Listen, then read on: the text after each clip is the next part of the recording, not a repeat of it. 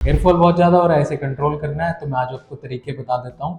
Hair fall का मुख्य कारण जो होता है वो होता है शरीर में हार्मोन का इम्बैलेंस होना, न्यूट्रिशन की कमी होना, पानी की कमी होना। तो अगर आपको हेयर फॉल ज़्यादा हो रहा है तो सबसे पहले 3 टेस्ट हैं जो आपने कराने हैं, जो ज़रूरी हैं आपको देखने के लिए कि आपकी बॉडी के अंदर कोई डेफिशिएंसी तो नहीं है। सबसे इम्पोर्टेंट उसमें थायराइड हार्मोन होता है, T3, T4 और TSH आपने कराना है आज ही। दूसरा विटामिन B6 और विटामिन B12 जिसकी कमी के कारण हेयर फॉल हो सकता है। जो तीसरा है वो है आपका हीमोग्लोबिन। जो एनीमिया होता है, मतलब हीमोग्लोबिन की कमी जिनके शरीर में रहती है, उनको भी हेयर फॉल ज़्यादा हो सकता है। अगर ये तीनों टेस्ट नॉर्मल हैं और आपको फिर भी हेयर फॉल हो रहा है तो उसको कम करने के लिए आपने क्या करना है। सबसे पहला स्टेप, अपने स्कैल्प को हेल्दी रखना है। स्कैल्प को हेल्दी रखने के लिए डेली 10 मिनट मसाज करनी है कोकोनट ऑयल से या कैस्टर ऑयल से। ये मसाज आपके स्कैल्प के अंदर ब्लड का फ्लो बढ़ाएगी और आपके हेयर फॉल को कम कर देगी। दूसरा जो उपाय है वो है आप अपना शैम्पू चेंज करें। शैम्पू के अंदर आपने ध्यान देना है कि सल्फेट की मात्रा, ये सल्फेट फ्री शैम्पू यूज़ करना है। जो मेन हेयर फॉल का कारण रहता है वो हार्श केमिकल रहता है। कुछ शैम्पूज़ के अंदर सल्फेट का अमाउंट बहुत ज़्यादा होता है जिस वजह से आपका हेयर फॉल हो सकता है, तो इसे हम माइल्ड शैम्पूज़ बोलते हैं। तो आपने माइल्ड शैम्पूज़ यूज़ करने हैं। तीसरा, अपनी डाइट को बेटर करना है। डाइट के अंदर फाइबर ज़्यादा होना चाहिए, ठीक है। जो चौथा है अपना स्ट्रेस का मैनेजमेंट।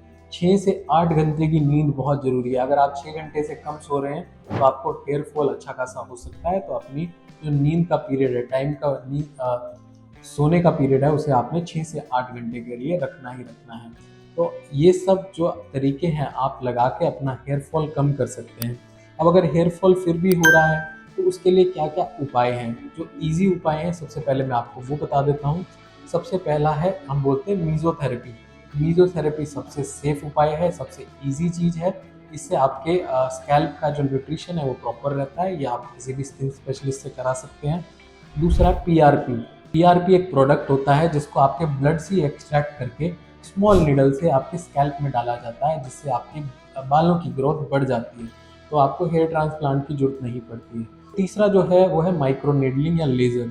माइक्रो नीडलिंग या लेज़र बिल्कुल लेटेस्ट चीज़ है, लेटेस्ट उपाय है हेयर फॉल का। अगर आपकी हेयर लाइन रिसीड कर गई है तो आप माइक्रो नीडलिंग की मदद से अपने हेयर लाइन को वापस ला सकते हैं। ये प्रोसीजर कराने के बाद जो मैंने आपको उपाय बताए हैं वो आपने साथ-साथ फॉलो करने हैं ताकि ये प्रॉब्लम आपको दोबारा ना आए।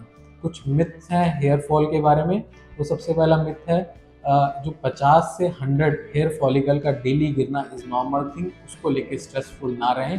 अगर इससे ज़्यादा रहता है तो ही हम उसको हेयर फॉल की कैटेगरी में लाते हैं। दूसरा जो है, बोला जाता है कि कोई भी हेयर प्रोसीजर कराने से, जैसे कि हेयर ट्रांसप्लांट, मीज़ोथेरेपी, पीआरपी, इससे तरह-तरह के इन्फेक्शन हो सकते हैं। ऐसा कुछ नहीं है। ये करने से पहले आपके एलर्जी की जाँच की जाती है, ब्लड शुगर की जाँच की जाती है। अगर वो सब कुछ ठीक है तो इसकी वजह से कोई एलर्जी होना, इन्फेक्शन होना बहुत ही अनकॉमन है। अगर आप अपने लाइफ़स्टाइल को हेल्दी रखेंगे, पानी ज़्यादा से ज़्यादा लेंगे, एक न्यूट्रिशियस डाइट लेंगे, अपने स्कैल्प को हेल्दी रखेंगे और स्ट्रेसफुल लाइफ रखेंगे, तो हेयर फॉल आपका अपने आप कम हो जाएगा। इसके अलावा जो मैंने आपको उपाय बताए हैं, वो अपने अगर शेड्यूल में लाएँगे, तो एक हेयर फॉल को आप मिनिमम से मिनिमम रख सकते हैं।